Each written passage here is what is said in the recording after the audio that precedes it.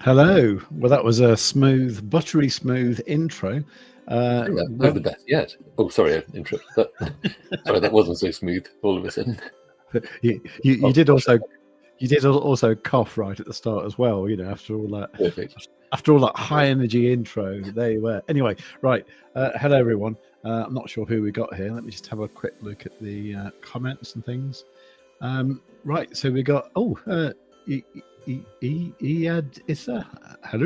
there. Maff, hello. And just is that it? Is that all we have? Okay, we apparently have 4 people on X and 9 people on YouTube, so that's pretty cool. Right, I did just put some background music on. It's getting on my nerves already. I'm just going to turn it down a little bit. Okay. I can't hear it. Can you not hear it?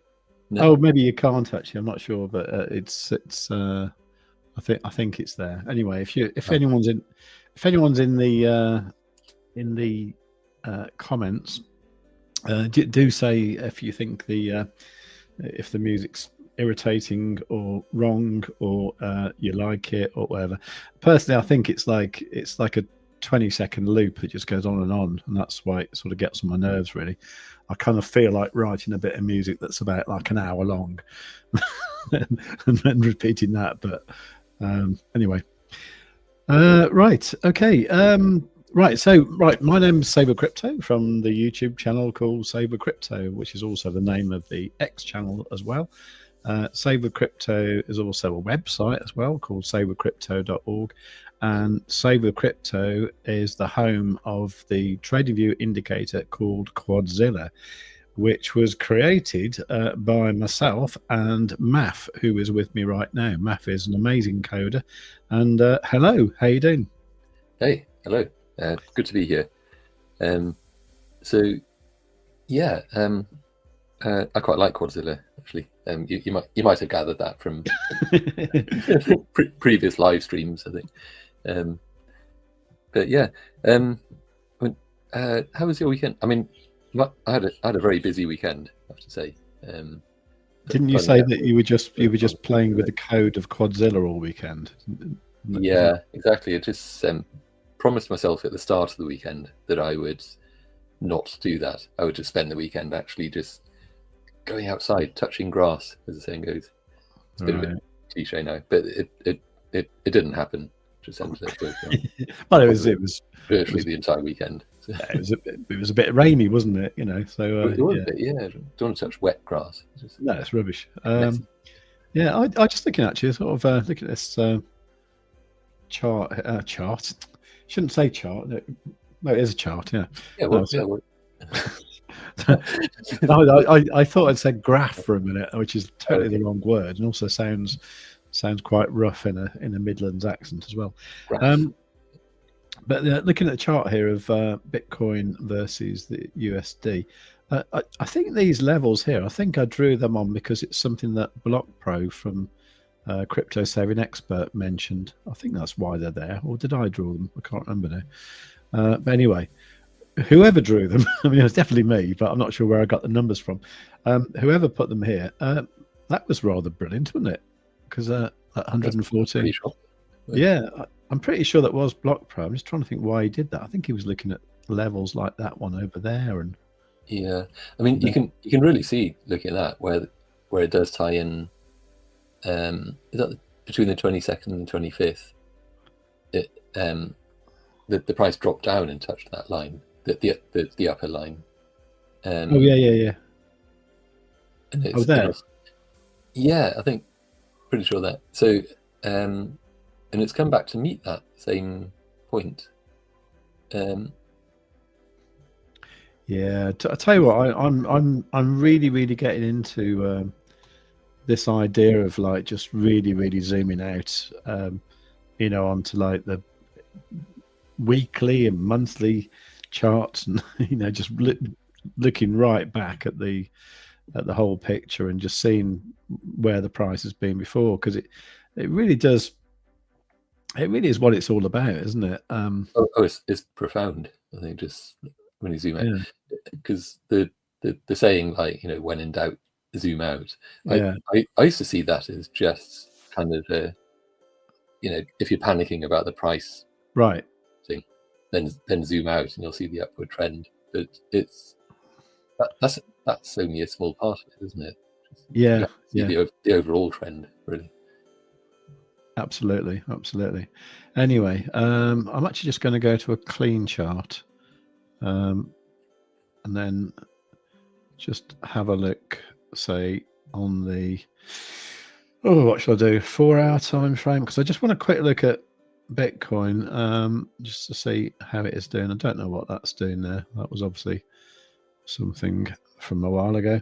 And just pop Quadzilla on. Now, Quadzilla is the indicator that we've, as I say, that we've developed here, which is amazing. So, for anyone watching,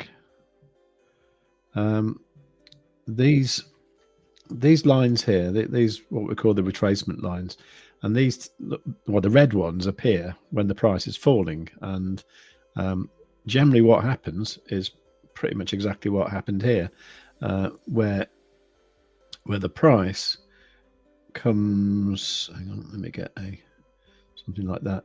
So the price is coming down, and then where the red line is, you know that it's going to pretty much go down to there. Well, you know it's going to go down at some point, but you know, because it's drawn the retracement line, that it will probably go back to that area there. Now, in the case of the bearish one, it also implies that it might have a little dip afterwards, and which is exactly what it did here. It went down a little bit, and that really, the 1, 2, 3 is the three moves that we talk about quite a lot with this this retracement line, and this is something that maff discovered by magic.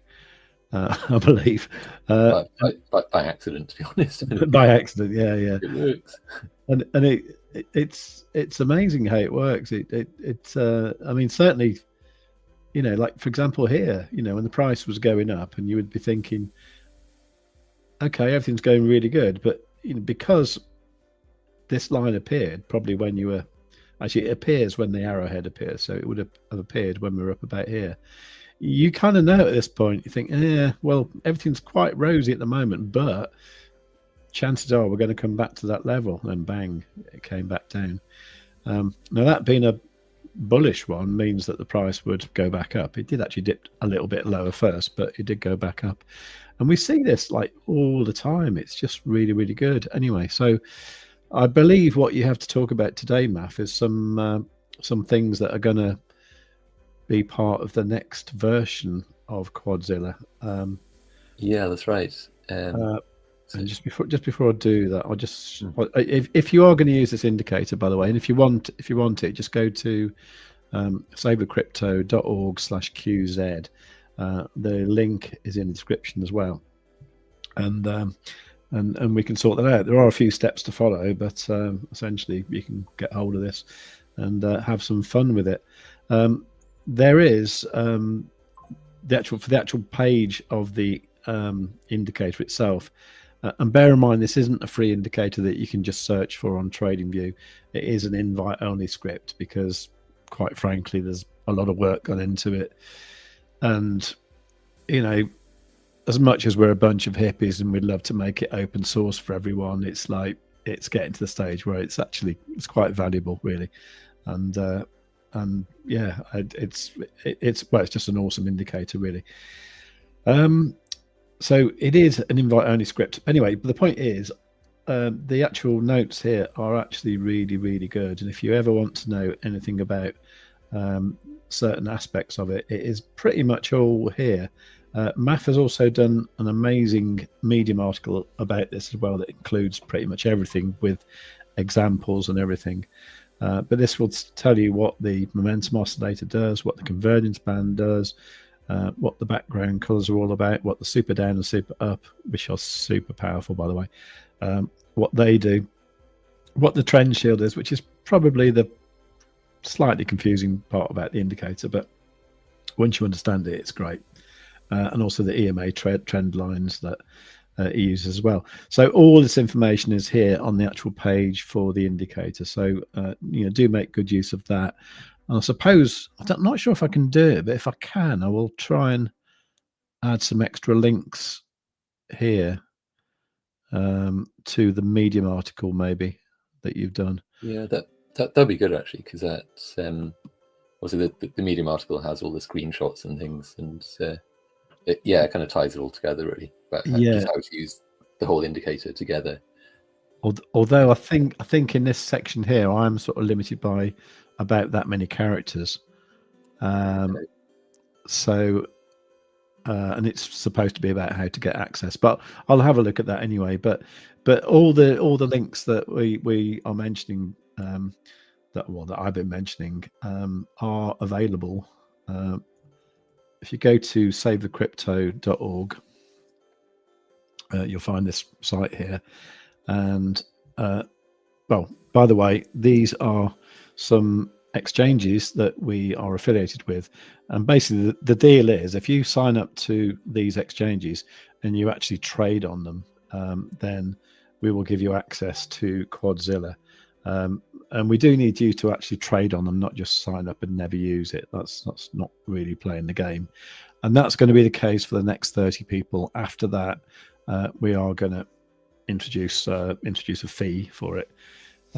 It's not going to be outrageous, but it is going to be enough to make it seem like it has real value, which it has. And sometimes if you're giving free access, then sometimes people maybe don't use it or don't sort of see the value of it because it didn't cost them anything. So I think it's getting to the time now where we need to give it its true worth. Anyway, the point is, you've got this here. You've got this video I've made here about Quadzilla, which tells you, I can't remember now, I think it tells you how to set it up, I think, and how to get it. And here you can get to Quadzilla here. That takes you to the form where you can do that. These links here are the page I've just showed you there, which is Quadzilla on TradingView. That was the page on TradingView that has the good description and stuff if you need it. And well, actually, I need to put a link in here for your latest thing. But okay, there's 2 links here for the Medium articles that Maff has written. While you're there, you will see the new one. I will add that to this list later on this afternoon. And so do make use of this. This is on the home page of savethecrypto.org. Okay, so I think that's probably enough of me doing the basic shill. Let me just have a quick look before we get into the proper shilling. But live shilling. Yeah. Anyway, Cyprian's there. Hello, Cyprian. You're always here. That's fantastic. Right. Thank you. Okay. I can hear it, and it is good to be there while we are waiting. Oh, the start. Okay. Right. Yeah. Okay. Well, I did make it reasonably long, so it's basically so I can get it started, and I can go and get a drink or go to the toilet, whatever I need to do. Okay, Noki saying thank you, sir. That's a new person. I've not seen you before. Scotty Christmas. I think Noki's been here before. I'm pretty sure. Oh, okay, excellent. Oh well, fairly sure. Welcome back in that case. Scotty, you haven't really missed much apart from me just doing general babbling and telling you where to find everything else, everything. The Max is saying CRO price next at 0.32. I really hope so, actually. I'm kind of, I will like to, well, hope we can have a look at CRO this afternoon, because I actually think it's going to be the one that's going to go next. So we've seen Bitcoin go, we've seen Ethereum go beautifully today.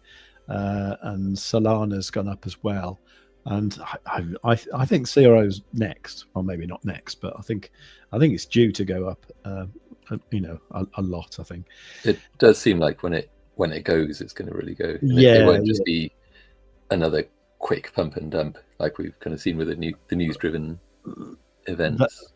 That's what I'm hoping for. Anyway, the Drone Ranger is saying hello. Right, Luke, I'm going to. Do you want me to hand the screen over to you, and then you can? Sure. talk? Yeah, it's a good point. Actually, let me just. Right. Neither of us have got cameras. I'll start to share, and then you can add me, I guess. Okay. Right. Neither of us have got cameras, so I'm gonna hide our avatars. And Sure. is that? Oh, there you go. Okay.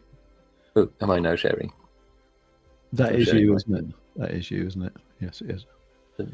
Yeah, that's it. Right. Okay. Okay. Right. So Yeah, I can just sit back and be entertained by you now. Is that how it works? I think so. Excellent. Excellent. It's Right. troubling me that I can't hear the background music if it's playing. I wonder if is that something I can control? Oh, If I turn it up, you've turned it off has that now. affected anything? I can't hear it now. Oh. I can hear it now. Oh yeah, no. It's quite pretty, acoustic, cinematic. It is, but it's sort of I don't know. I've probably turned it too loud. Yeah, that is. I normally put it on about like 13 or something like that. You know. Okay. 14. What one up to the number cheekily? 14. You rebel. Yeah. Yeah. Smash the system. So yeah. Sorry, still looking through the different tracks we can have. Obviously, there's daydreaming, which is Look, do that later. Yeah, so associate that one with the Stonksy channel. I think just I'll just imagine I'm that we're on here with Dave or something. Okay. But anyway, yeah. To business. So essentially, yeah.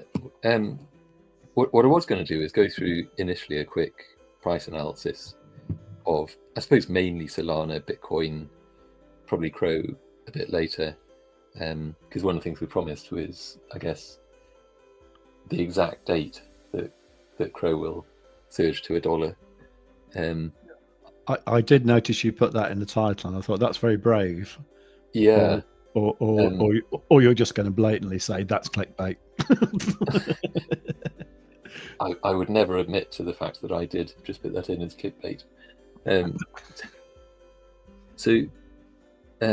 However, I was thinking we can probably actually work it out, I think, a bit later on, and just sort of see if it's even possible to predict that. Just because I've got some thoughts on that. We may be able to actually predict the exact date that it hits $1.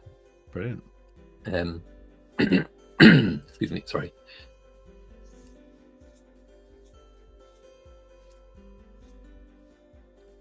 I should probably just down a whole jar of honey or something before starting these live streams. Just get the throat all, smoothed out in non-coughing. Right.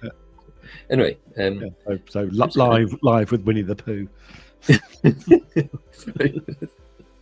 I don't know why I find that funny, but yeah. Right, so yeah, what I was going to do is go through these, like a quick price analysis for each of these, and then go through the Quadzilla 1.4 preview, because it's going to be released pretty soon.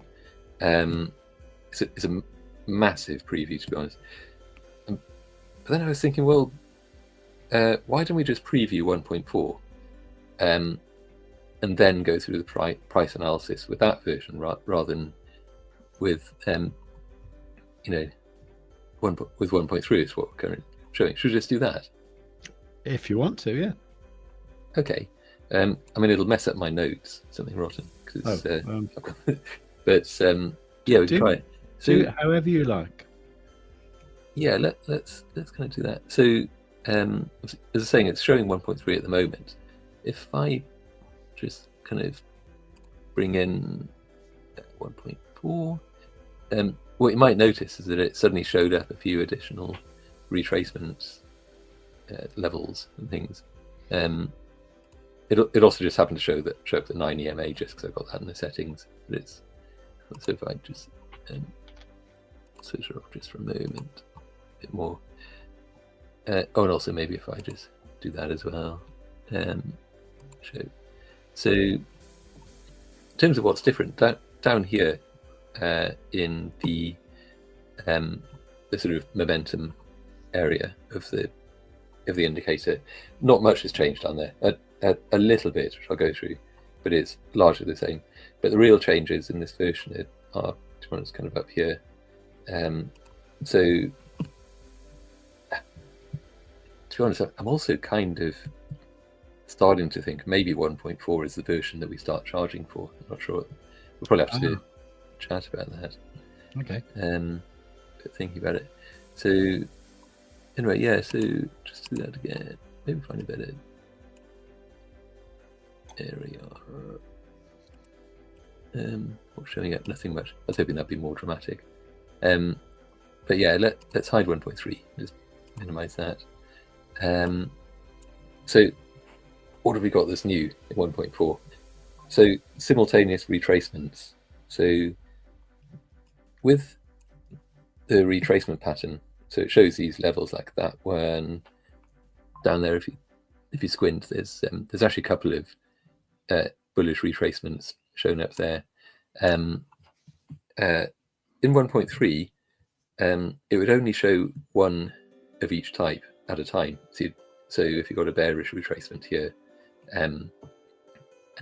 it would only actually show one of those. You couldn't have like another one going on in a shorter term sort of thing, just like down here. But now you can actually have up to 5 of each. So in order to get to that has to do a pretty major refactoring of all of the Quadzilla code, really, but particularly retracements. That was mainly what I was doing over the weekend.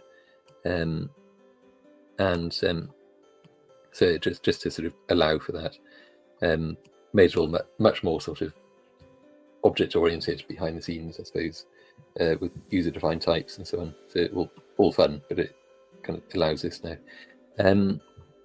So yeah, so you can have up to 5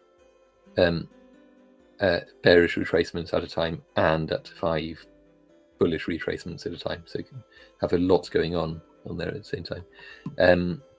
But why is that a good thing? So, well, first, it means you can have more, as I said, you can have more long-term retracements that play out, while quicker retracements can spring up during that time. So, whereas before, this would be happening and nothing else, it wouldn't show up any more than that.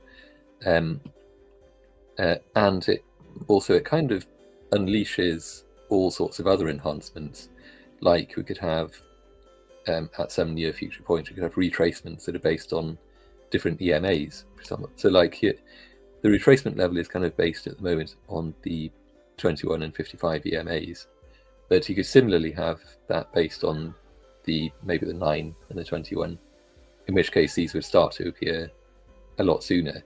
Actually, I'll switch the 9 back on. Let's put it back in, like so. So that's something that we could kind of bring along in the next release. So like, for example, here there's the 9 EMA is crossing below the 21. But if that sort of thing tends to happen a lot sooner because it's a faster reacting EMA than the 21 and the 55. So if something else was happening down here, like there was a divergence between the momentum and the EMA trends, then you might see another retracement level sort of detected all the way back here. So that'd be quite nice. That's something to look forward to. So hopefully be able to get that working, see how it works. The other thing then is this also allows us to have to actually plot out the completed retracement pattern, like the step 3, because that's that can happen.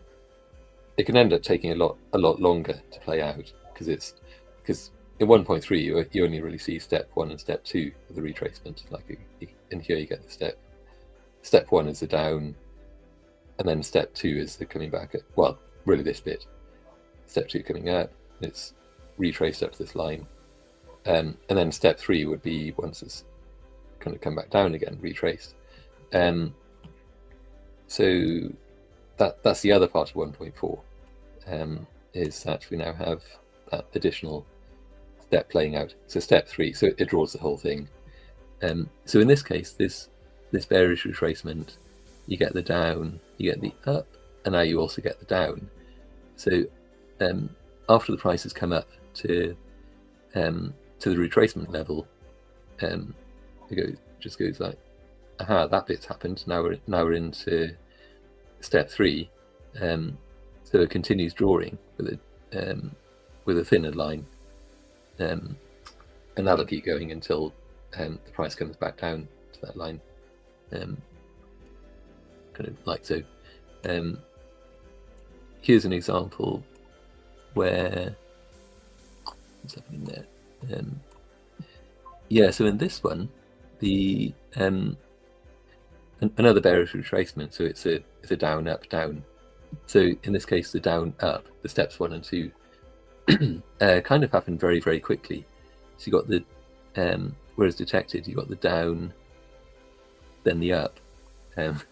So that's basically in 1.3. That's where the plotting of that kind of ends. Whereas in this, it's also, it keeps going because it's still waiting for the down to happen. And so we're on Bitcoin on the daily. So this is suggesting that you'd very much kind of expect the price to come back down to that 108.3 if that happens. So yeah, that maybe if I dig into the holy, I guess this just to show that. So here we've got a bullish retracement, which is still playing out.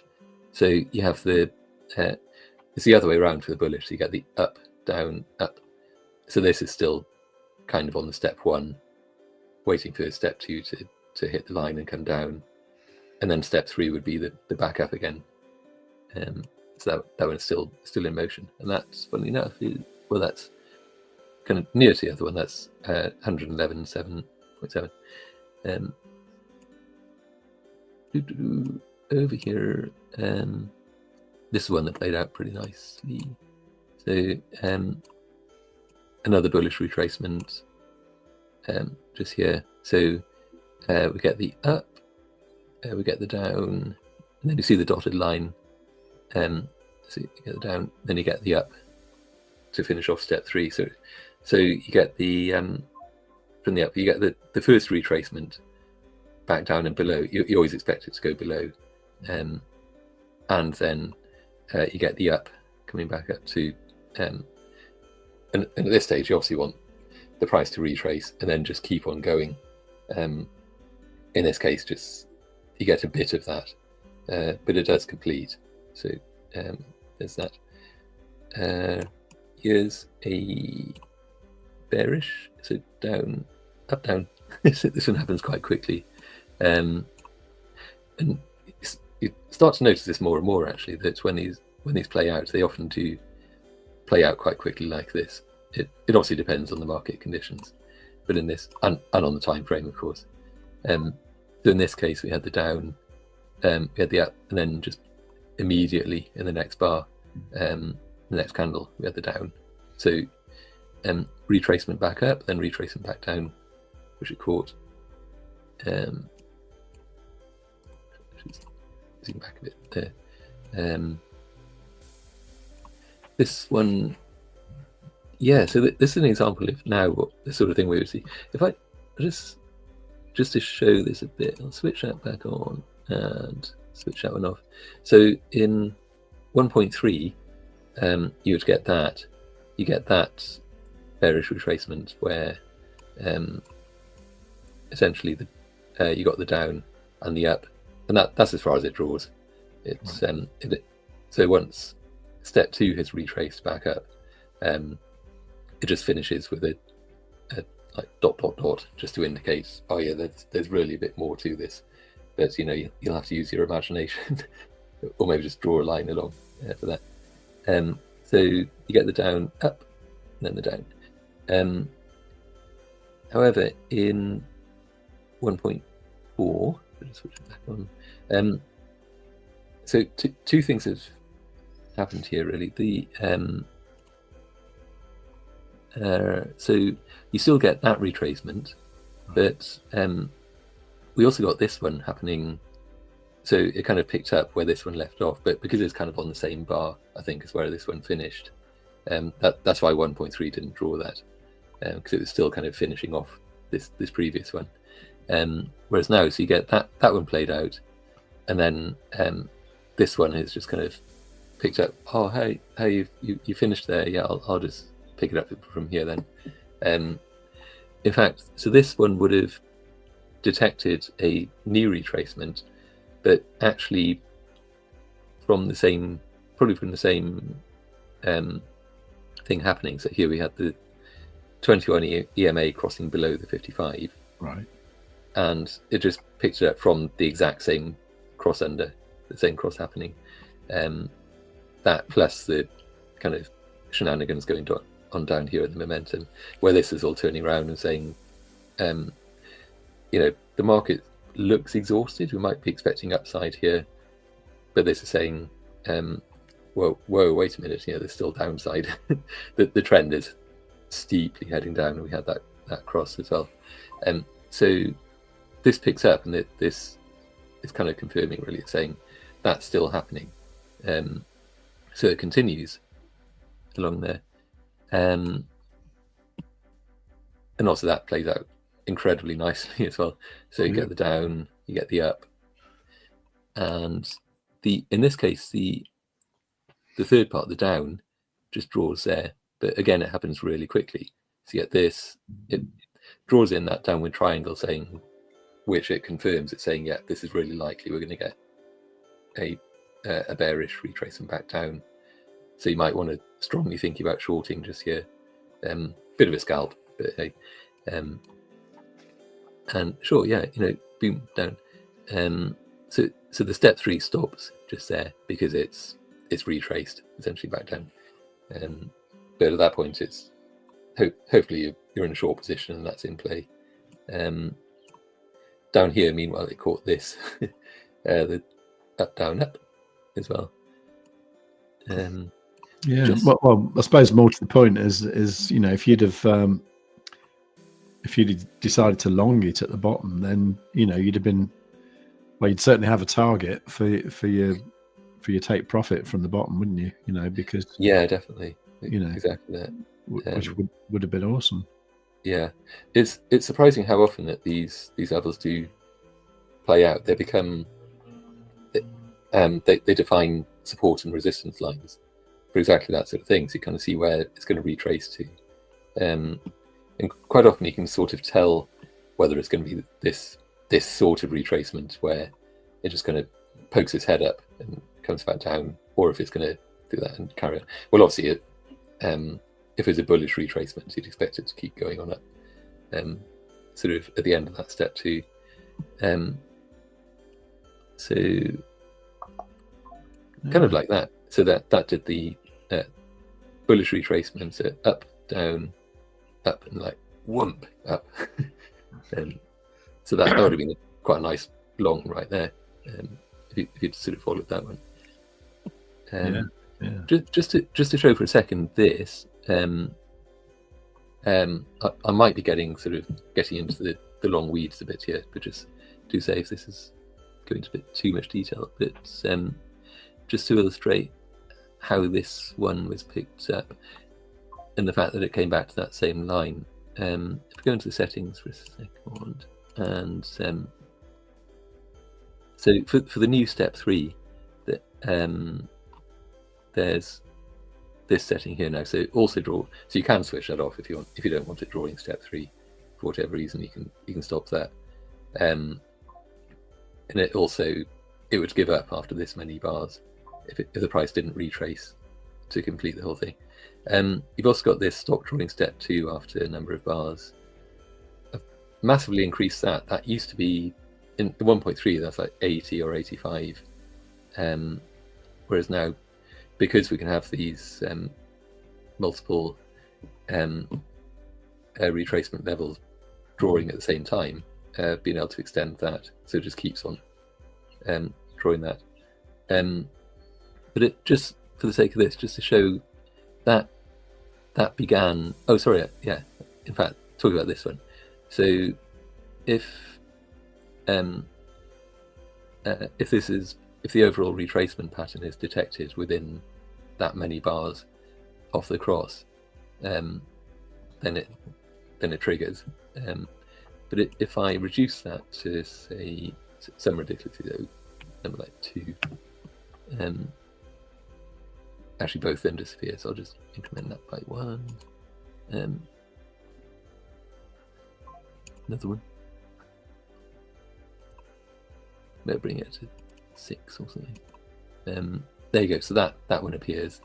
But the second retracement that it found after that obviously doesn't reappear yet because it's more than 6 bars away from that cross.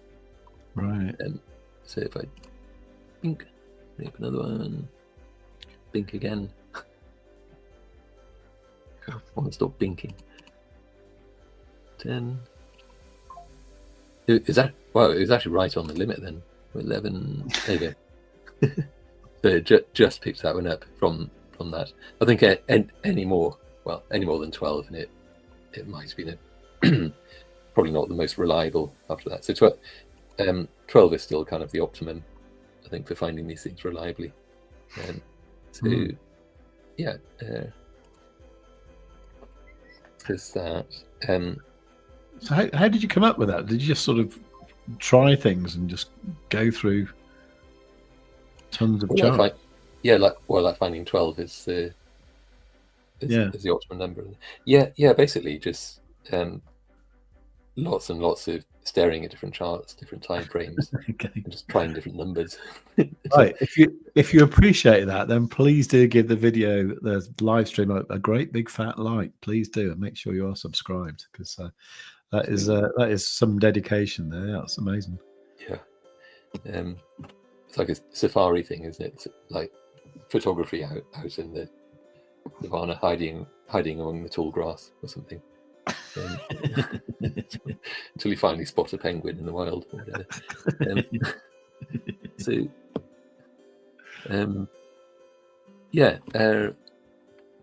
One thing is that so when people get this 1.4, you will need to set up your alerts again, because any that you've currently got set up would be obviously active based on 1.3. So right. It means that you would miss out on any of these overlapping retracements and whatnots. Okay. You wouldn't want to miss out. Okay, that's good to know. That's good to know. Yeah.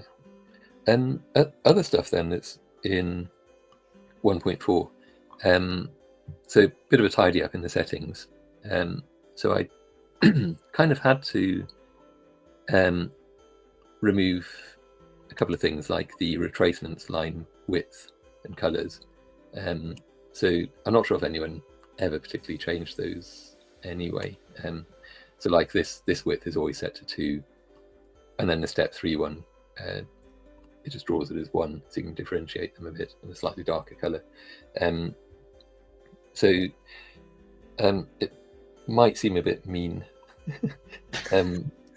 just taking things away, taking your toy away, but it basically, because it reduces the number of plots that are being drawn in the indicator, because TradingView does have a limit. It limits things to 64. So one indicator can have up to 64 plots, like plot series. Right. We were starting to brush up against that, bump up against, I suppose, that limit.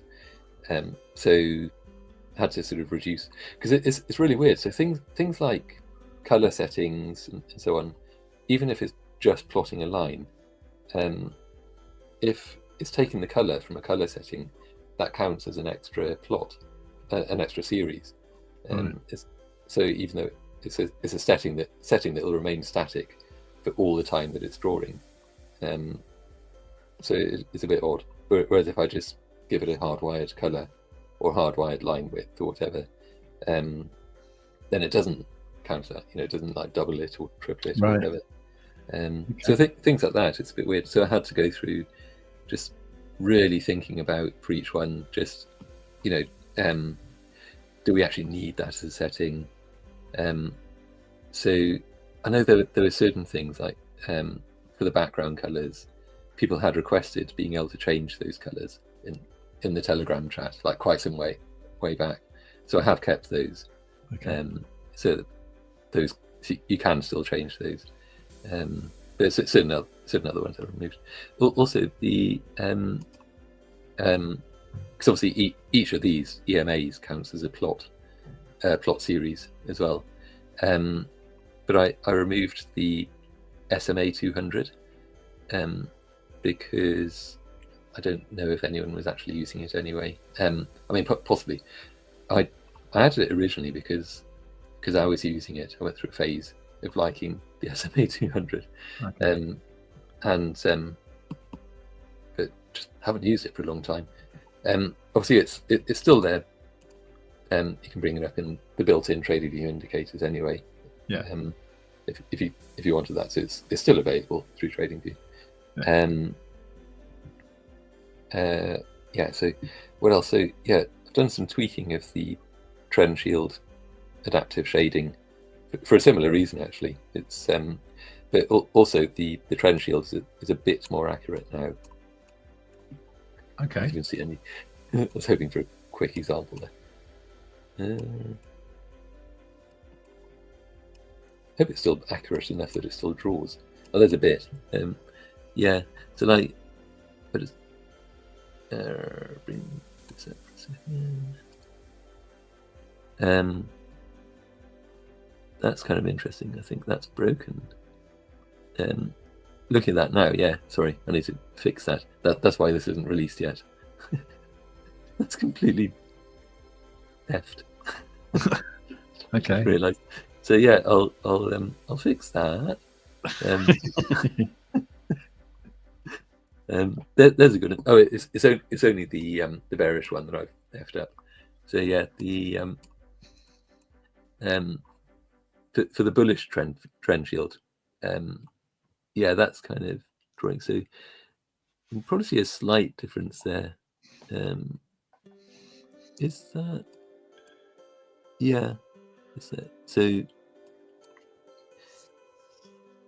yeah. So there is kind of a difference in the shades, but what I had to do again to try and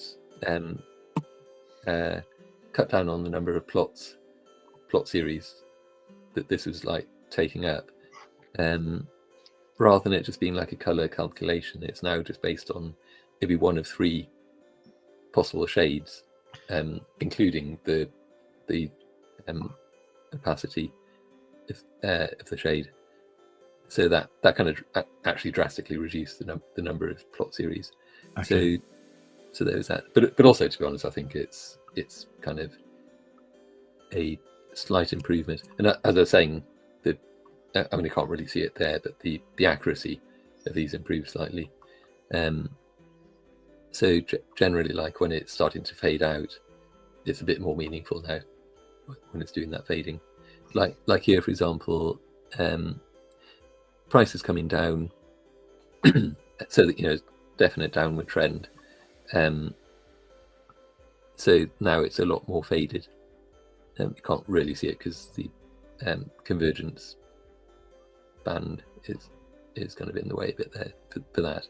But they're more faded when that's happening, when you get more of the opposing trend. Yeah. Yeah, and obviously more solid when there definitely is more signs of sort of divergent price moves.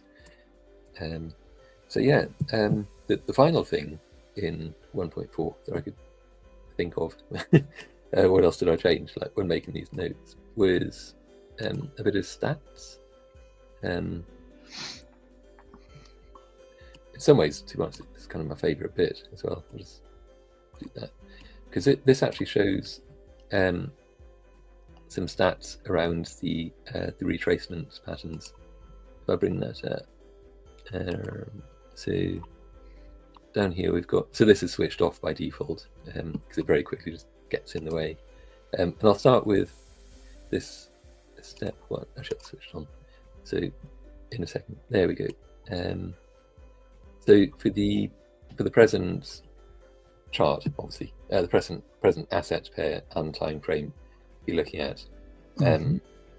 It tells you exactly how many bearish and bullish retracement patterns that it's drawn, and for each one, how many of those completed the step 2 retracement, and also how many completed the step 3 retracement, which is also another new thing.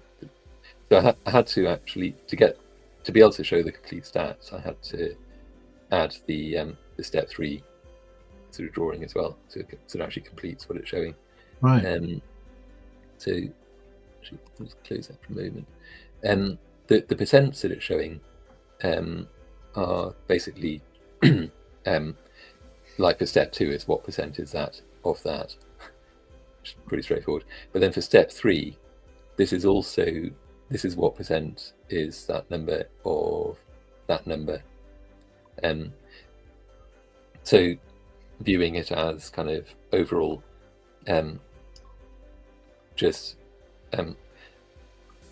what percent of the time does the entire retracement pattern, the step 1, 2, 3, play out?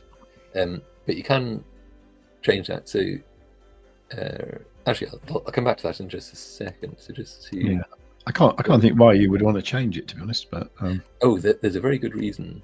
Oh, okay. Which I only realised once I was starting to kind of dig into that and play with the numbers a bit. This is a very nice bearish retracement. Just realised, because this one, this is on the Bitcoin 1 hour. So it was very much a down up. Then you notice it hasn't drawn any more of a step 3 there, but that's because it retraced step 3 very, very quickly, just in one quite sharp candle wick, which is there. It's a real spike. Point. Sorry, a slight segue there. So is that one? I think that's kind of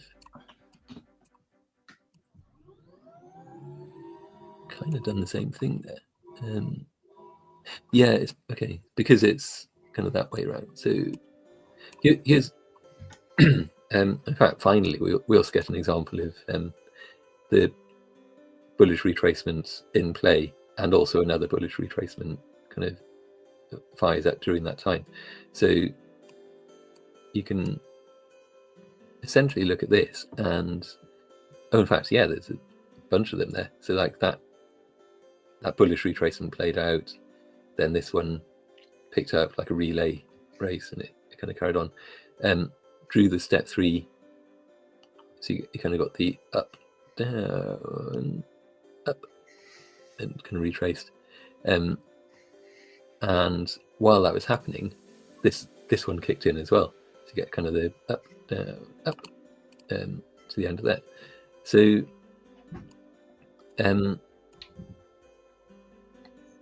so one thing, what you probably notice is that the percentage generally, you do see different results on different charts, and even the same asset pair on different time frames.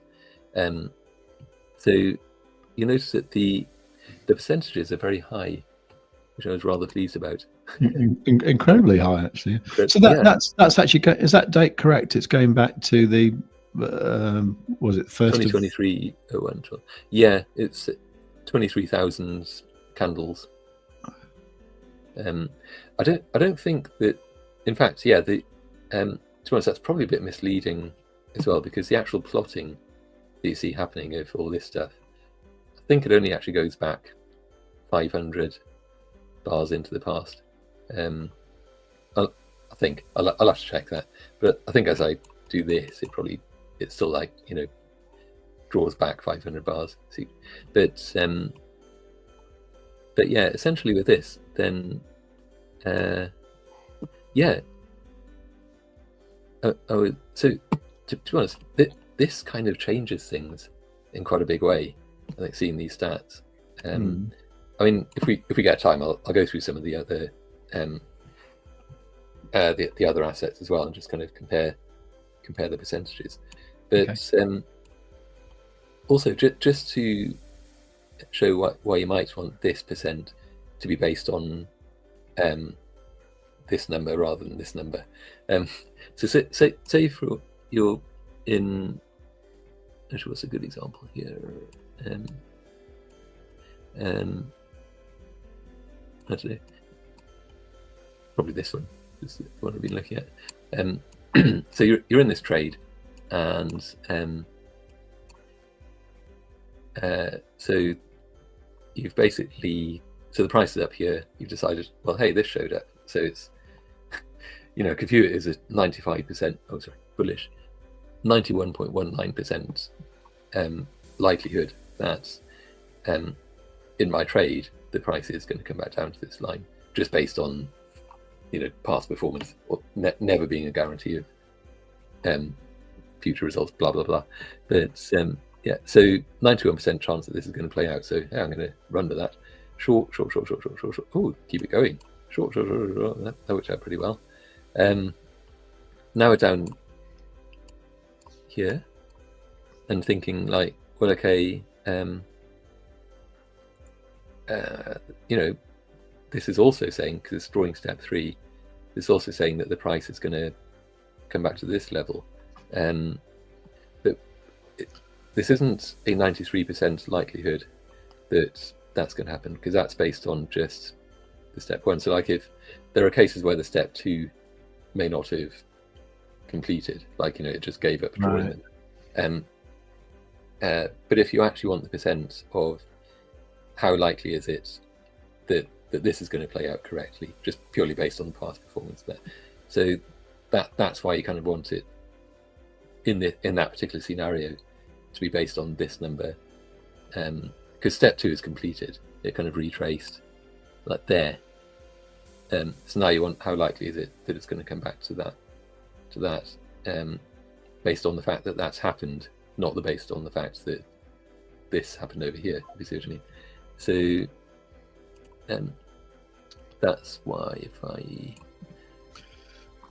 can find the retracements, yeah, so if I, oh, stats, isn't it? Yeah, change that to step 2. Whoomp. Oops. Gives you a bit of info on those as well. So step 3 is total step 3s that retraced within the number of bars. For step 3, that the percent shown is either a percent of the total step 1s or a percent of the total step 2s. So that the latter may be useful if you want to see how often step 3 plays out after step 2 is completed, i.e. how likely is a step 3 trade if you place it after step 2 has retraced. Right. And as it turns out, the likelihood of step 3 playing out is incredibly likely. As long as step 2 played out, you tend to see step 3 like that percent of the time. Wow. That's stunning. It's insane. It is. It is. It can change how you trade, honestly. My God, yeah. So presumably you've been flicking around on different time frames and stuff, and is there any that stand out as being particularly good, or does it apply to every time frame? It applies to pretty much every time frame. You do. I mean, I've been trying to find a pattern. So like on here, I guess. So let's go to, just for example, let's do 1 minute. Oh, sorry, yeah, reset. In this case, found 202 and 196. They're very similar numbers, aren't they? Really. I mean, for the bullish, that's the step 2 is slightly higher. I think on the 1 hour, that was like 91%.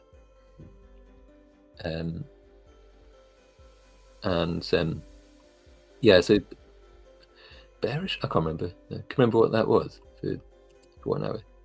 I've got a feeling it's about the same, or maybe slightly higher. I can't 95, remember. virtually the same. And then for step 3, remember this is now a percentage of, step the step 2 number. So, so 95 and 91 and 98 and 96. Try and hold those in your head for a minute. I'll do It's 95, 91 and 98 and 96, isn't it, I think? So, yeah. So what it means is that kind of regardless or irregardless of where the price goes in between each of these retracements, if you took the trade every time, and assuming the price didn't just range so far that it just kind of blew up the account, nuked the account, you'd win that percentage of the time. Wow. I'm Okay. thinking, like, can that be right though? Can that be right? Because that just seems too good to be true, doesn't it? Yeah. But the stats don't lie, probably, unless they're rigged. Which I promise you they're not. I mean, I'm just looking at Bitcoin on the 3 minute at the moment, and I can see it. You've got the same version, haven't you, of the script? Actually, the one I'm looking at here isn't. It might have. Yeah, I think I probably did make a few changes between. Oh, okay. Those. So you've got it almost. What are you seeing on the 3 minute at the moment? On the 3 for Bitcoin, yeah, is okay. So 94 and 96%, and 98 and 97. Oh, I know. Yeah. Sorry, I'm obviously looking on the. Okay, I'm looking on the Bybit chart where it drew a retracement level. Oh, okay. Yeah, if I go to the index, maybe. Yeah. Just try a different one because level it out a bit. Or in fact, should I just go to the Bybit chart? Ah, there you go. That's what I was looking for. So that level down there. Sorry, where am I? What level where? Oh, hang on. Sorry, I think we maybe slightly have to think then. I'll go to the Bybit chart. Is it showing up? Bitcoin is futures. It's this one, isn't it? The top one, perpetual. Not the top one. Yeah. Let's do that. I'm actually looking at the USDT perpetual one, but it doesn't really matter actually. Yeah. Okay, so this is that. Yeah. So that's got that level right down there at 112 something. Yeah. So what we're saying is there's a 94.27% chance of coming down to there. Yes. Right. Well, yeah, yes and no. I mean, this is probably where we both show up. I don't know. I'm going to speak for myself. Okay. This is where I show my ignorance of statistics, I think, because I don't know if that's necessarily true, because I think the percent chance of that coming back down there probably isn't the same as that, if you know what I mean. It's a percent chance of a different thing, isn't it? The percent chance of each step 2 completing, like retracing, from which you could probably infer that it's very reliable. It's a safe bet essentially to assume that the price will come down to here and that will retrace.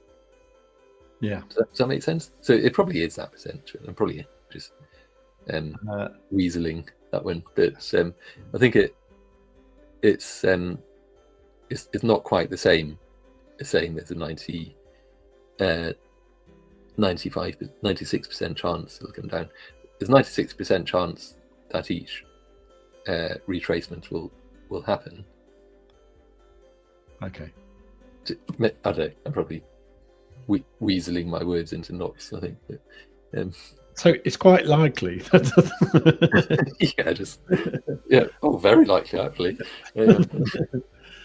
Right, it's rather likely that the price will come. Yeah, I mean, to be honest, yeah, of course it will. Because it's just shot up loads, hasn't it? So and market structure is playing out. In fact, on this one, there's also realised it has a kind of subtle bearish retracement directly underneath that as well. Keep in mind it's just on the 3 minute. In our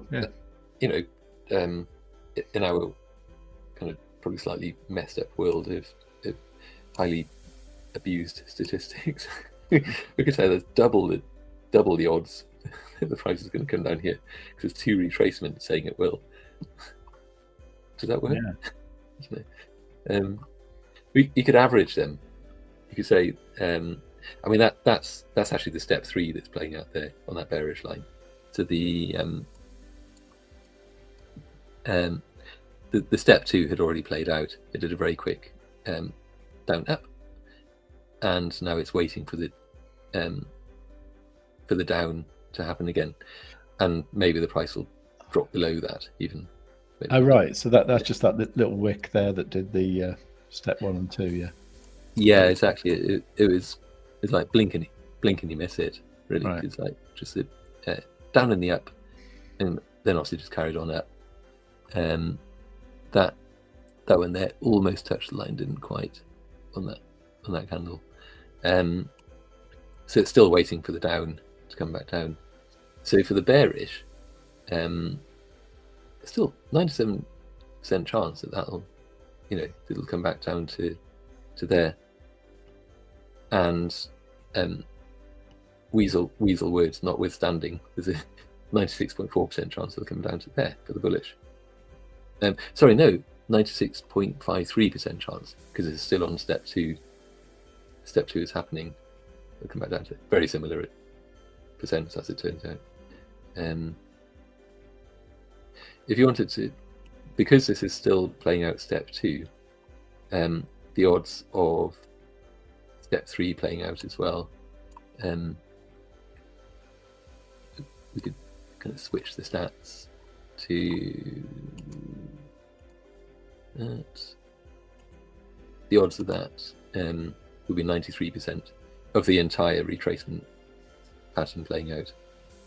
So I think the reason why, if I set that back, the reason why the step 3% are so high when it's based on the percent of step 2, i.e. that, is because once the price is retraced, then, like for the first time, then of course it's going to come back to that same level, because like here, it tends to overshoot, doesn't it? So like in this bullish one here, we've got the up, down. It doesn't just come to the line; it overshoots, and then the step 3 bit is when it just comes back up.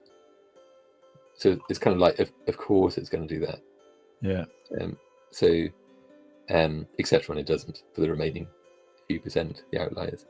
In this one, this bearish, it did this down, step 2, retraced, and don't know if you can really see that, but it kind of draws a step 3 just there, because it did the down, the up, and the down, and it so again, like, of course it's going to do that. In this case, it kind of gave you that wee little short just there. I think given all this happening here, might have been it would have been inadvisable to take a short at that point anyway. Yeah. But still, it plays out, Yeah. That would have been, just say if you had a 0.08% short. Just quiz in. To keep the audience happy, could you have a quick look at Sui for code with DJ? Yes. Was that Sui or say? Oh, that's SUI, Sui, yeah. SUI, Sure. which I think is one we've never looked at before. Quite likely. Ever. I'll just shall I leave that? I'll leave it there for a moment. Yeah. So I'm just going to disappear for like 30 seconds. Back in a minute. Yeah, sure. Sui, I guess on. So yeah, this will be on Bybit, I guess. I guess that's what we're currently looking at. So again, bring out the perpetual contract. That one. Really analyze Sui. Yeah. So in fact, I'll also just switch off the stats for that, because I think you probably get the general idea. Stats be high, percentages be high. And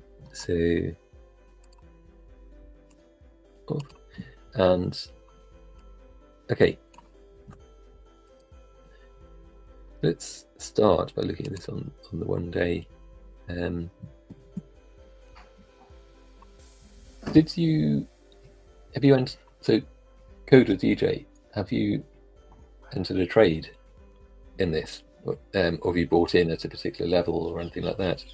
I suppose if we're looking at this, so actually I'm just going to go to higher time frame again, just to get a feel for this.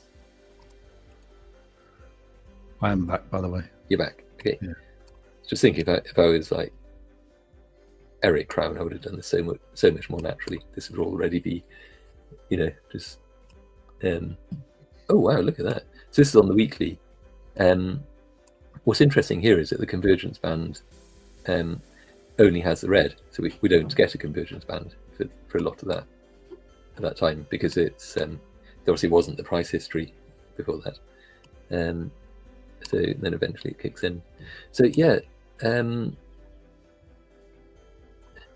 definite upward trend. I'm not normally a trend trader.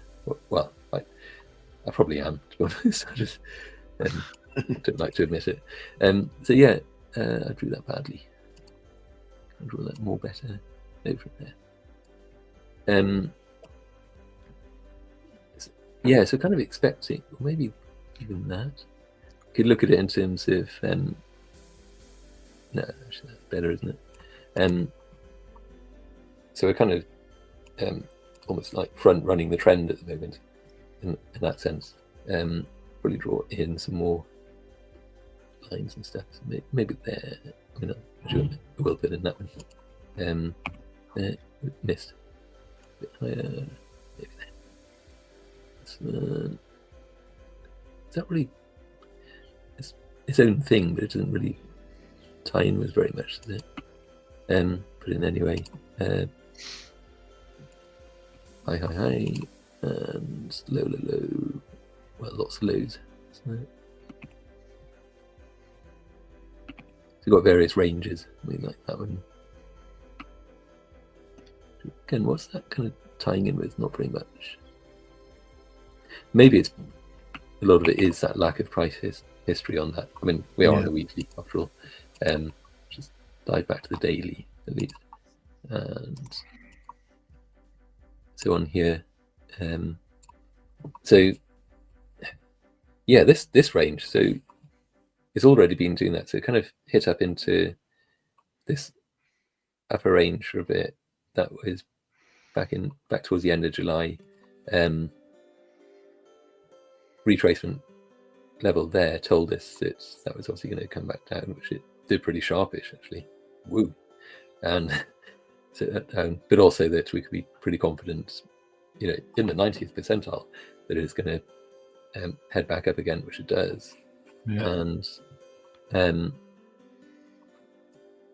what else can we see from that? So it's maybe I need to draw another view. Yeah, maybe there. Is that good range? Is that accurate? Because it's kind of got that bit there. It kind of does tell you that. So yeah, so it's kind of working its way up to that. I mean, wow, that wick there. So this normally something like that would signal the start of a fairly major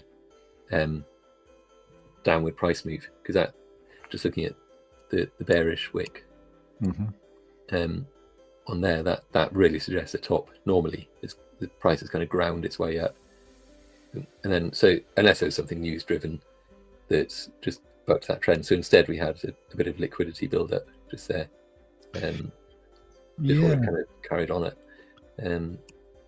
So in the EMA trend lines, it kind of probably not really quite sure what to do, how to react at that point. So, but yeah, from there, if we drop down, go to the 4 hour. Yeah, okay, it's getting interesting now. So we've got the still within that that same kind of area, and that same range. Yeah, so you kind of know then that the price is going to come out. So yeah, it's going to come out to there, but also we've got this retracement level here. So there's a definite tug between the two. I mean, this, so the bearish retracements, you'd expect that to come out to there, then drop. It might overshoot and maybe hit the top of the range and then still drop. But what I was going to say with that is that you got this liquidity build up just here, and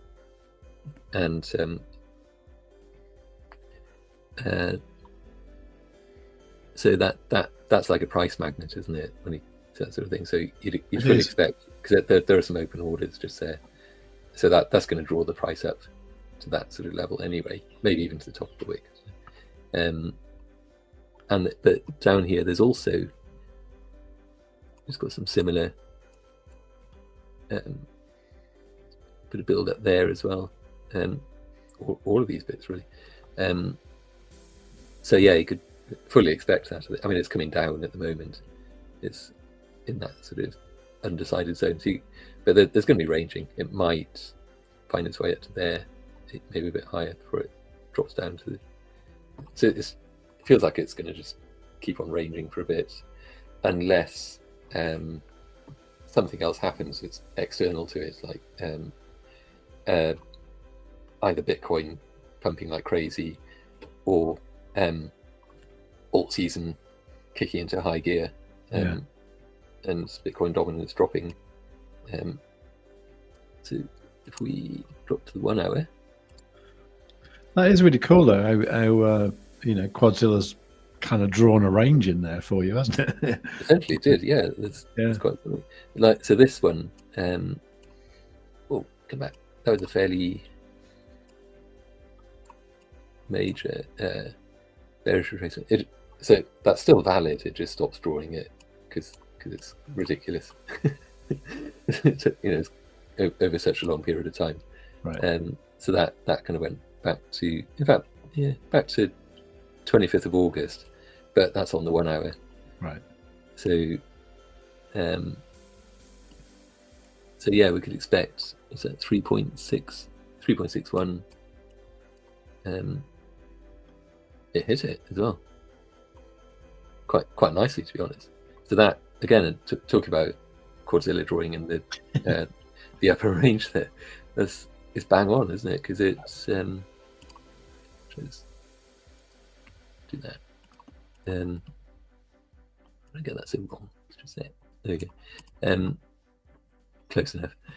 Yeah. So yeah, it kind of hit it there. So it would have been bearish. It did this down, Absolutely. And way back down. So in terms of the pattern itself playing out, that's where it would have ended. But it still continues to be a resistance line or a resistance level all the way across, and it might well continue to be. Like if I just go up again, maybe 2 hour, just to see that. So the line I drew in was that. I was just curious to see if there was much kind of liquidity just over here that was kind of interacting with. It's kind of maybe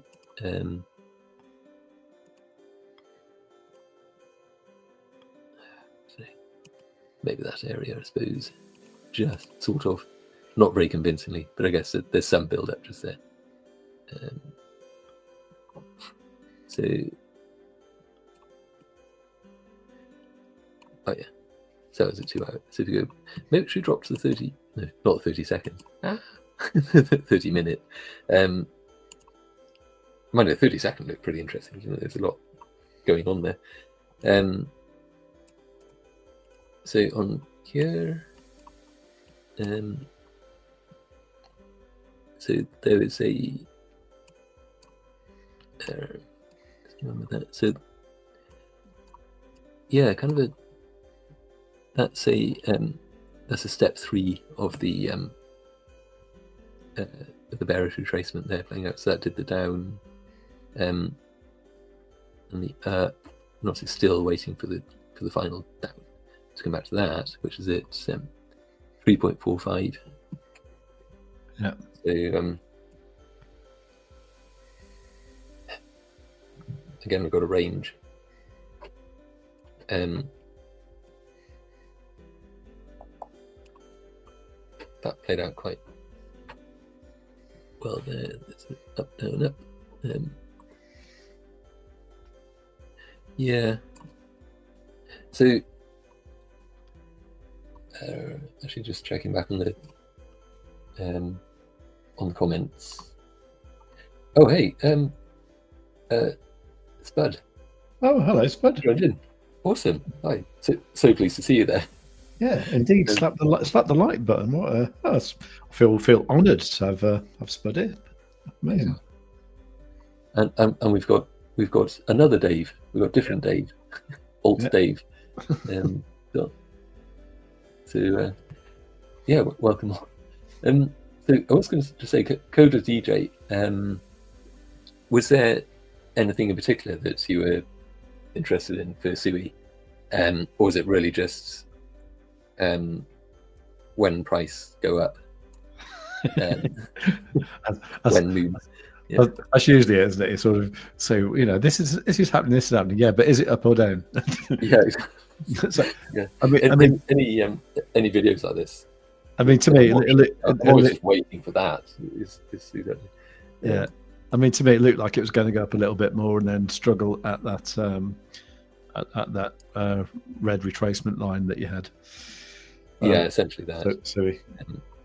So yeah, another I day, think that's Sol.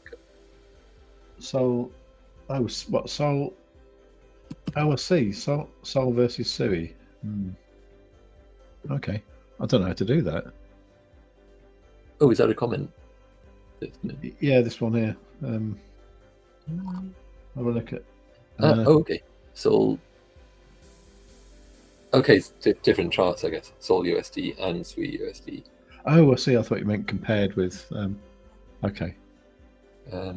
We definitely look at the Solana chart, I think. So. Okay. Obviously we want to keep this under 2 hours, but I'm quite intrigued by your definite date you've got for the $1 CRO. Oh yeah. Was that real, or was that clickbait? Oh Christ, yeah, it's clickbait, obviously. But so this is the point where just probably 3/4 of the people viewing just suddenly drop out. Actually, I don't know. Maybe we should have a look. Let's have a look at Solana first, shall we? Sure. Yeah, I think we probably can work out the exact date that Sol will hit $1. It might be wrong, but we can still work out a date when we think it'll hit.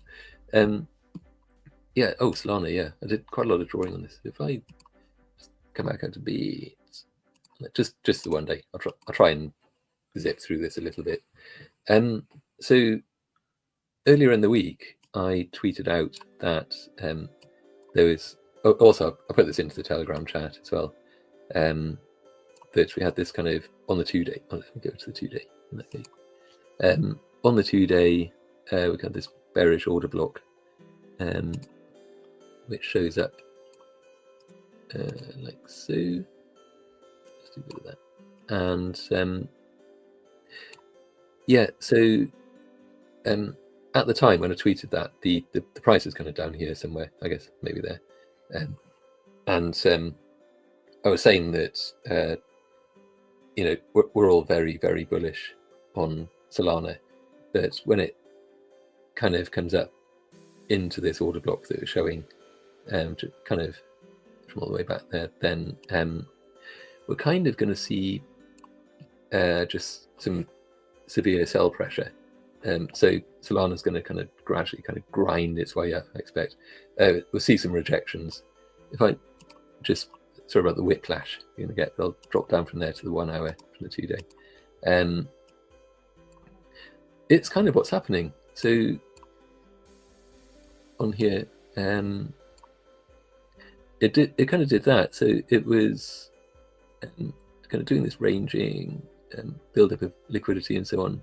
And eventually it kind of like shot its way up into that fairly big, just kind of like storm cloud, big thunder cloud that's over the whole thing, and kind of rejected, came back down, pretty quickly, just went again, and now it's very much this kind of like working its way in there.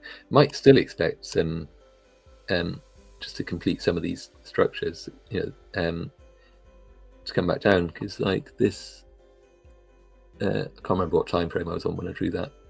Actually, yeah, I think it's 15 minutes. If I drop to that, and so within here, actually that, the super down caught that rather very nicely. Oh yeah, on there, that's very nice. I mean, to be honest, looking at that, you could kind of see anyway that's obviously going to come down, but it was like majorly. So if you've taken that trade from there, 1.5%, kind of nice. So yeah, and then I forgot what I say. Oh yeah, so on the 15 minutes. I think I was drawing in these lines here, just trying to figure out where the price is going to be interacting with. And it's actually played out, because I was seeing this happen, 245, and I was thinking, like, at the time, just I really want to be in that trade. I was about to FOMO in, and some just like sense alert was ringing in the back of my head, just saying, don't be an idiot. Obviously that's anytime you kind of get that FOMO urge to just buy in, go long, obviously the price is just going to come back down. So I'm quite glad I didn't do that. I always think when I'm feeling like that, as I think, how am I going to feel about this in 10 minutes time? Yeah, it's a good way to look at it. And I'll try and wait 10 minutes, and then it's like, oh yeah, it went down. Yeah, you dodged that bullet. So yeah, it came down, but I sort of did a quick bit of drawing in of lines just to see. So like, also just to try and rationalize it a bit, really, just like, why aren't I longing right here? There must be a reason beyond just, well, duh, although that's a pretty good reason in itself. So felt like, was this actually on the 15 minute? I suppose so, yeah, because you had these wicks. The price is obviously going to interact with these, and sure enough, it did come back down. I wonder if I was actually on something stupid like the 1 minute at that point, quite possibly, because those lines weren't quite. No, it wasn't the 1 minute. Was it the 5? Maybe. Anyway, so the price obviously interacted with those lines. It did come back down, bounced off that line twice, well, kind of 3 times really, and then now it's heading back up. In fact, on the 5 minutes, we've got that. So it's at that retracement level, 216.9, virtually 217. So we might well expect to drop back down. So you have to keep in mind that there's still lots and lots of sell pressure within this area, within that storm cloud. So however high this appears to be suddenly zooming, it's going to grind and it's going to come back down probably repeatedly for a while until all that is, it's kind of eaten up, slurped up. That's probably Sol, isn't it? I guess we've done Sol. Okay. What's next? I'm intrigued about your date predictions, but me too. no idea what how we get there, but yeah. Oh, okay. Sorry, I thought you discovered some. Oh no. I mean, I've literally I've got a feeling we should be able to work out a way. Okay. Yeah, but fairly confident about it, but I'm not sure. I'll be winging it. My wing foo might fail us at the last moment. Okay. So, by the way, it was like another Dave was saying that he sold Solana for Sui based on the pair. Oh, right. So he was actually looking at the Sol Sui chart. Is there such a thing? I don't know. I'd love to think that there is. See. Oh, Wrap Sol and Sui. Oh, of course, yeah, of course it would be. That makes absolute sense. There. Just have a look at that. Yeah, go on. Still on 5. Let's zoom out.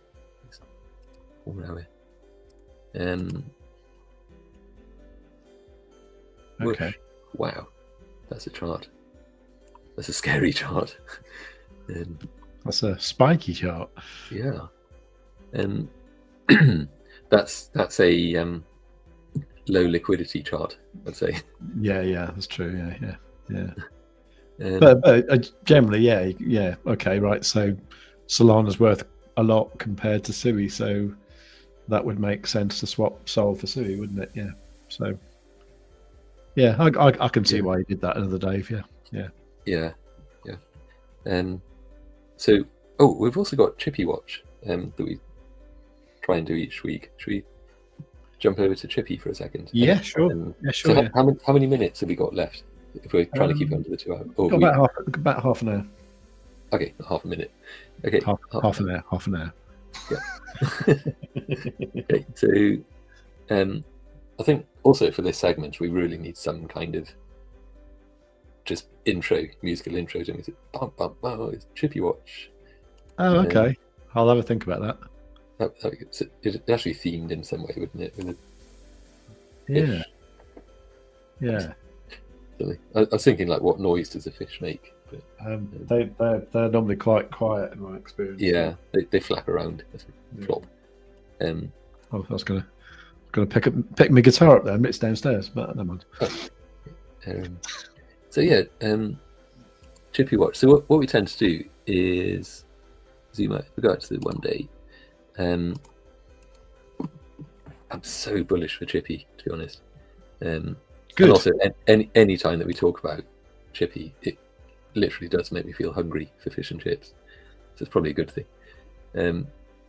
So yeah, this, especially now in 1.4, we're kind of seeing things that we weren't really seeing before, which is nice. Just gonna move that. Do we still need that? Yeah, we kind of do. I'm gonna move that along though. We'll turn that into a ray. That would be better. Because what's happened there is that it's Altar, isn't it? Let's ray that move over. Did I get that wrong? Press not sure what you're doing. Oh, that's right. I thought if I press Alt-R, it gets me a ray.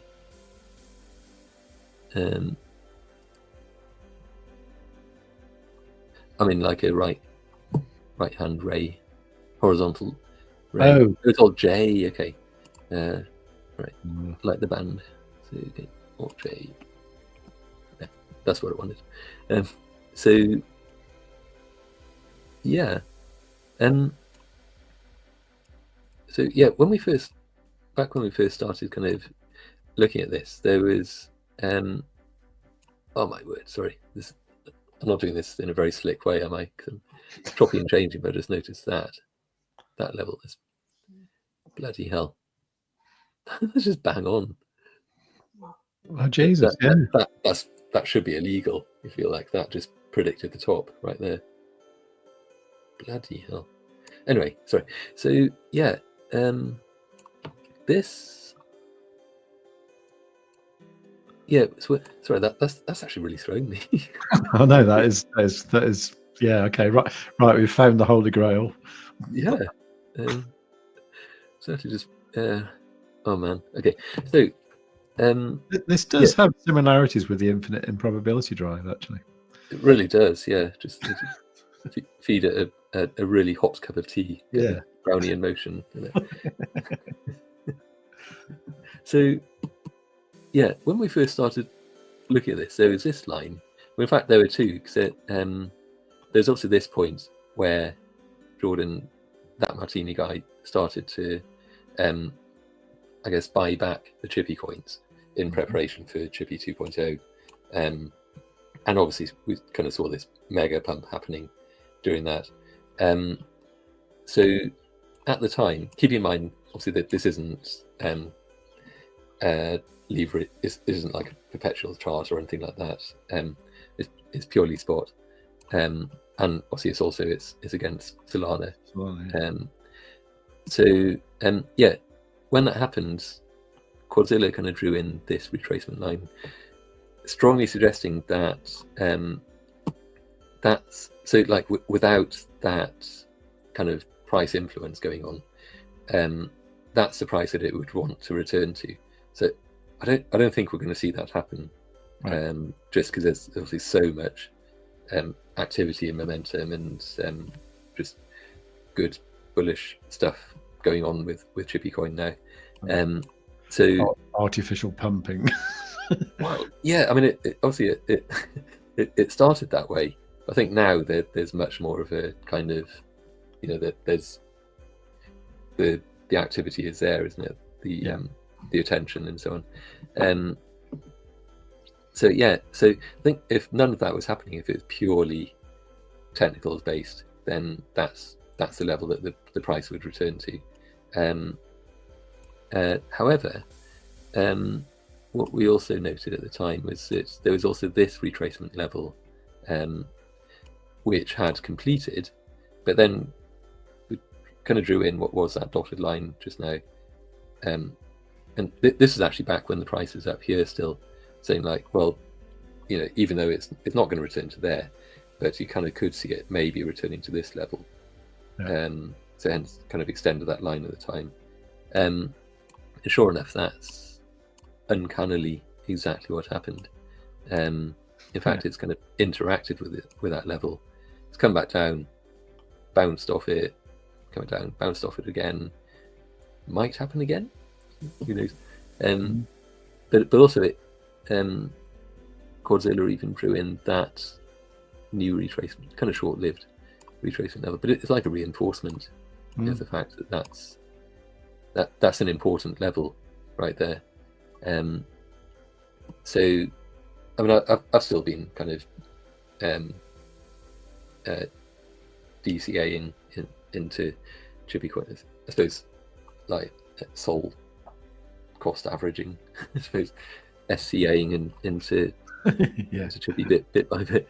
And I've kind of been using that as the yardstick. So just like if the price is up here or up here, do I buy in right now? Well, you know, got this level to think about. So at least wait for it to come back down a bit towards that level, and then buy a little bit more, and then buy a little bit more, and keep going.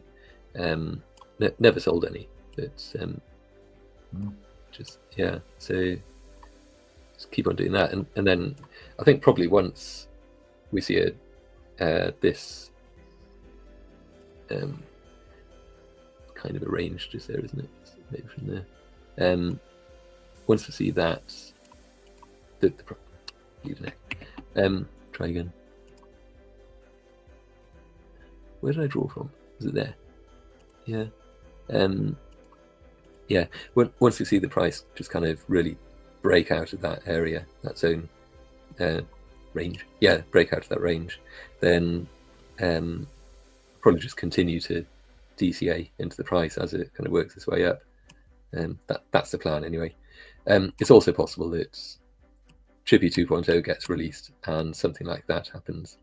Yeah.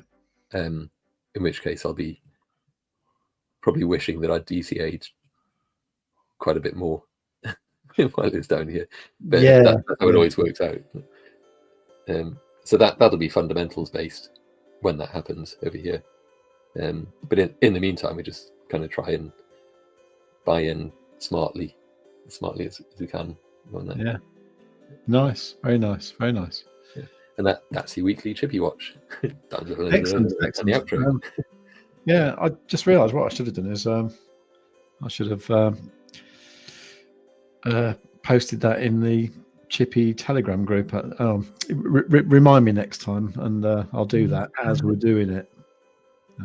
But maybe I'll clip a bit out of this anyway and put it in anyway. Yeah. We could do like a flashcard that would show up as well, just with the Chippy logo and so on. This is the weekly Chippy watch.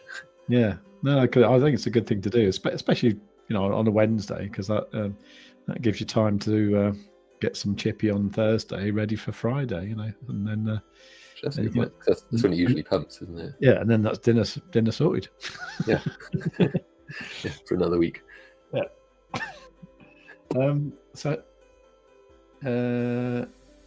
Another Dave's saying, what's he saying? It's weird because TradingView doesn't show a chart on the drop-down list, but comes up when you press enter. I suppose that's because it's got like millions of charts, isn't it? I suppose. Doesn't show a chart on the drop. Was this for the? I think when you're looking for things. Do you mean for indicators or for the this sort of thing? Do you mean for the asset pairs? So it might be like if you've got some source set up, or depending which of these you're on, I don't know, something along those lines. I see. I mean, that might be what you mean. Oh, I know what you mean. Yeah. Gotcha. Yeah. So what we're going to... Oh, yeah, there's CRO. Because I think the last thing on my list... So I did have a section here, which is just how to trade using the stats that we showed up earlier. Should you see how those are looking for Chippy coin? Okay. I mean, obviously, there's not that many retracement levels that are shown up for this. But... can I shorten that? Oh, let's do that. So on the daily, it's shown. It's pretty good, really.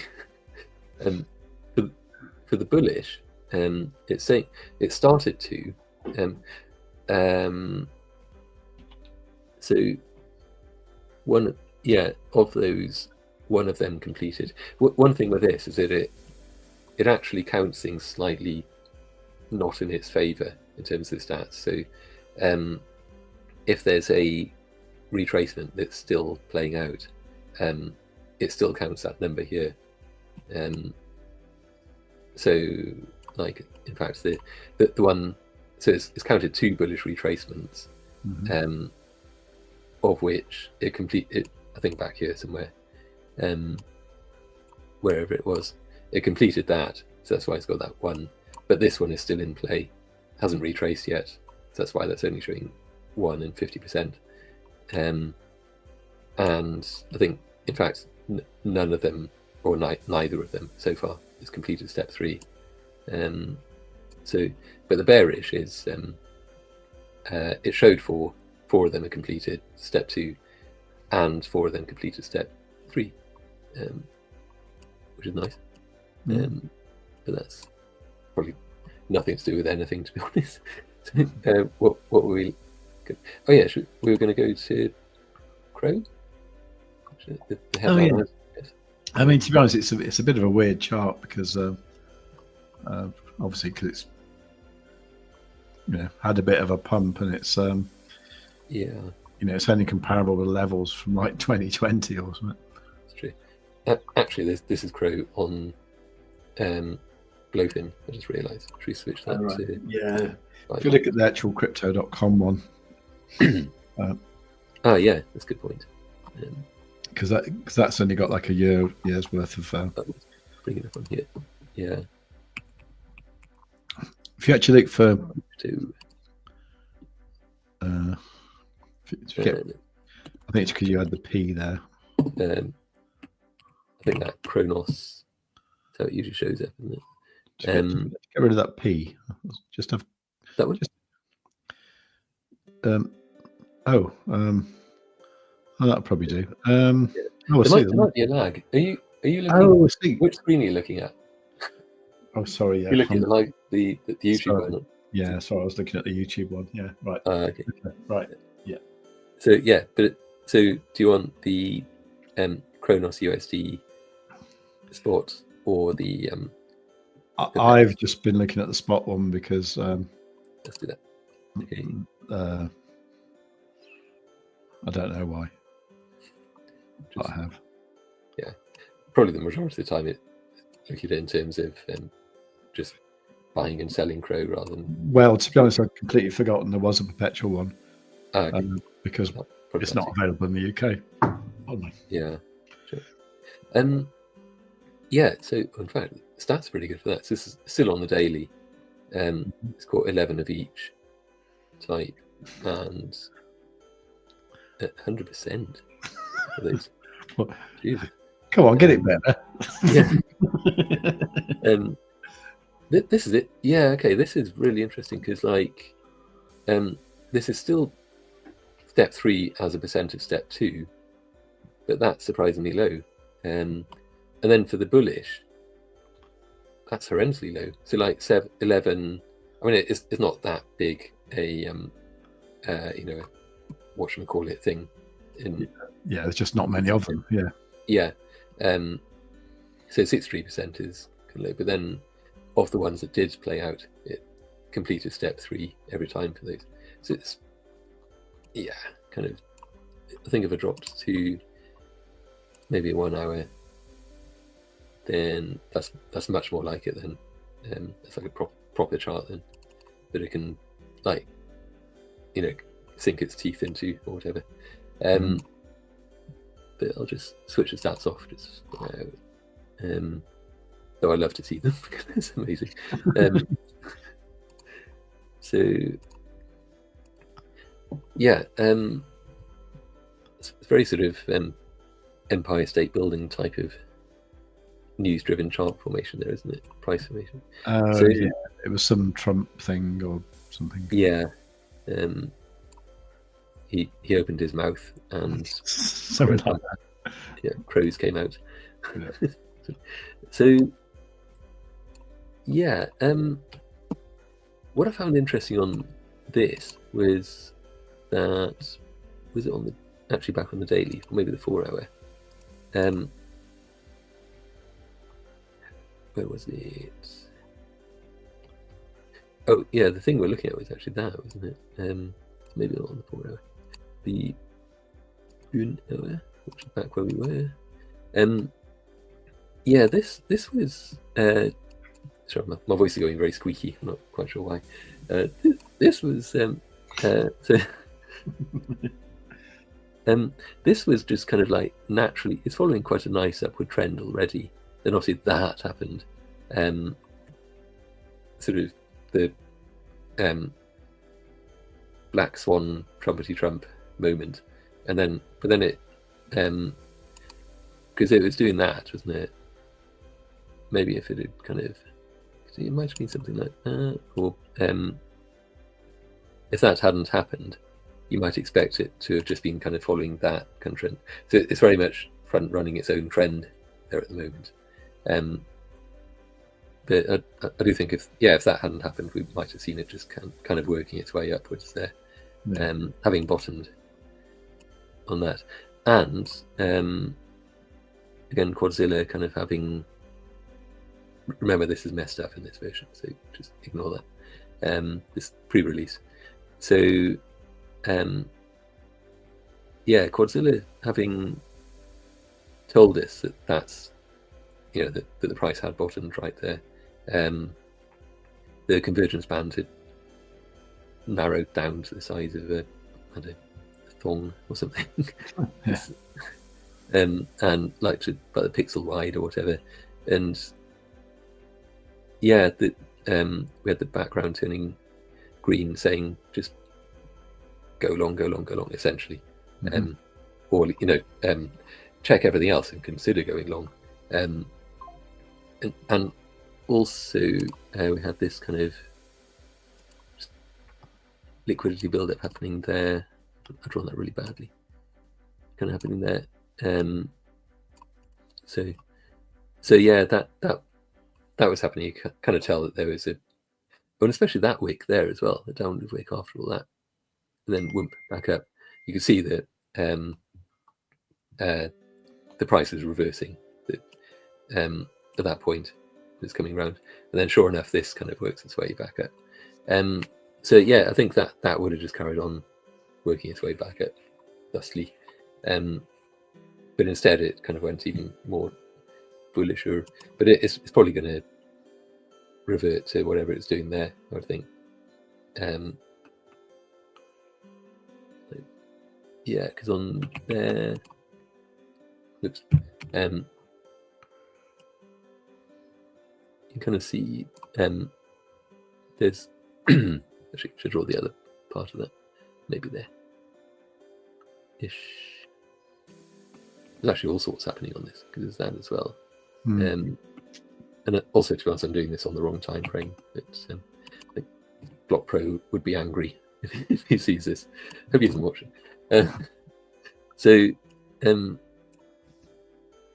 Yeah, with this, so we had that. I mean, should I actually be saying? Because I was going to be calling that like a build-up of liquidity, but is it volume? Maybe I should be talking about volume. But no, it's liquidity, isn't it? It's actually it's liquidity. Yeah, because it's when transactions were happening, wasn't it? So yeah, we're just there was essentially money coming in and out of the market. Yeah, so, yeah. And obviously kind of leaves open orders behind. So just call it something. It's poisonous toads. So there's some toads building there. And then the sort of liquidity slurping happens like that, retracement slurping the toads, and so yeah, significant areas in that, and then this one again. Obviously the price is down here at the moment, so it might potentially just bounce off that. More likely to bounce off something like that, I think.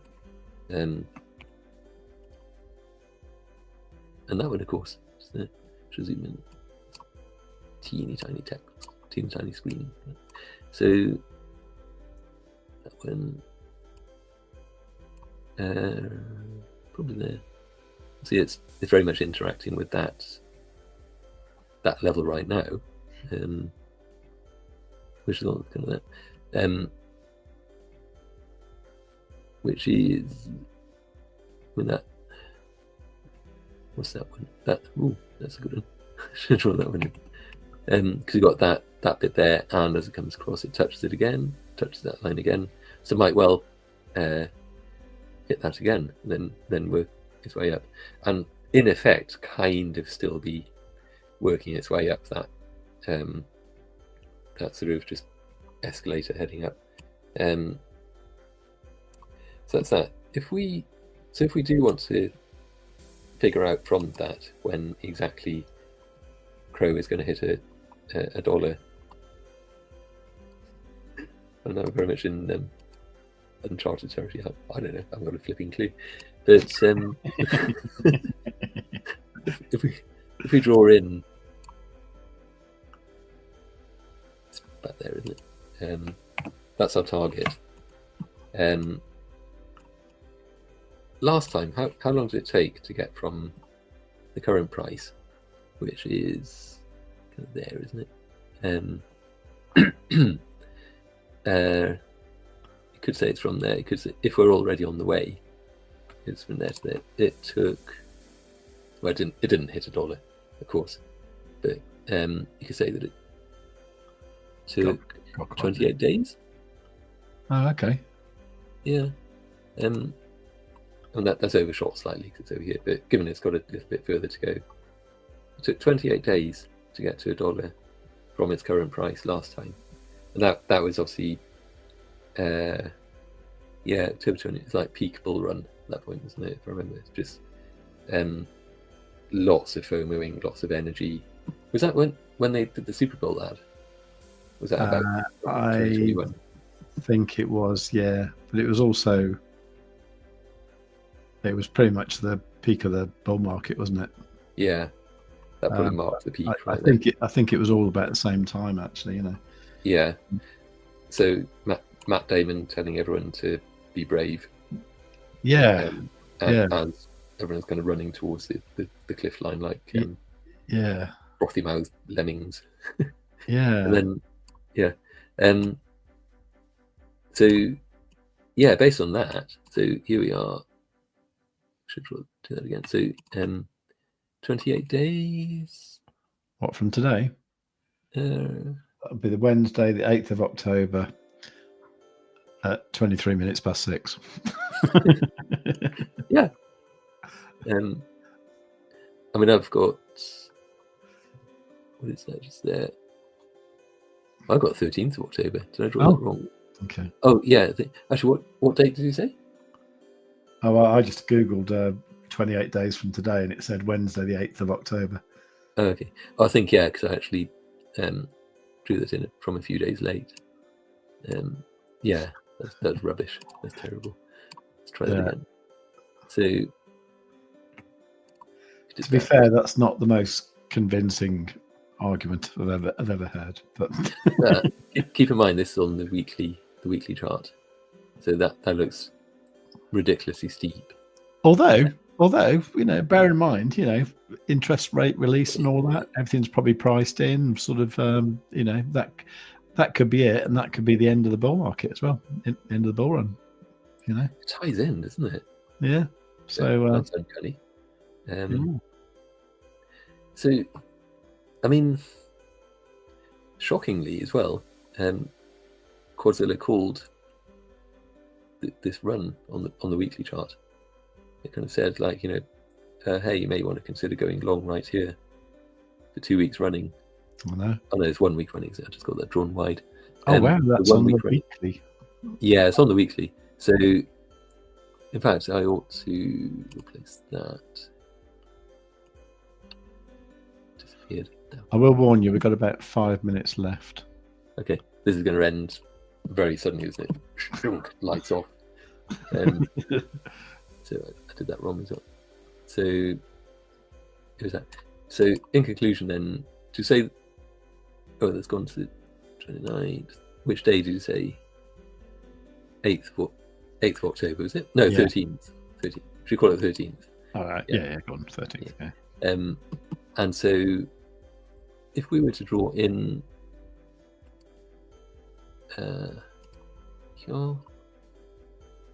actually, I'll drop to the daily for this.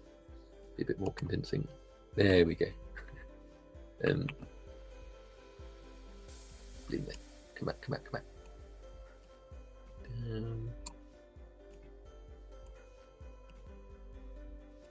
This is what you want to see, isn't it? Just grappling with the TradingView chart. So yeah, my God, that's going to be steep. I actually can't back a bit. I actually can't imagine it myself, but I don't know. No. Weirder things have happened. Yeah, and then from there, probably. I don't know. I something like that.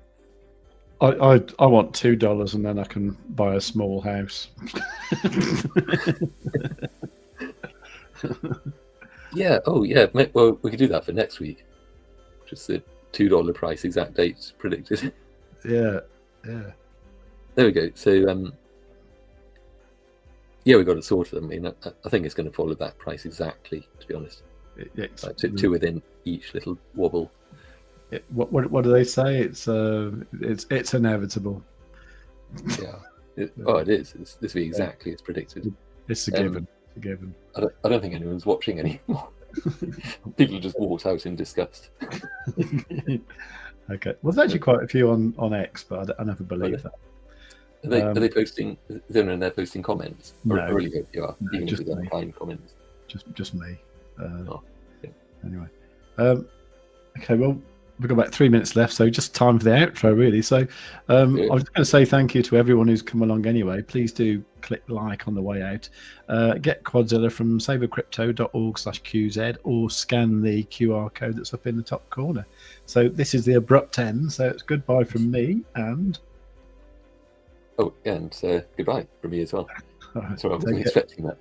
All right, take care, everyone. Bye.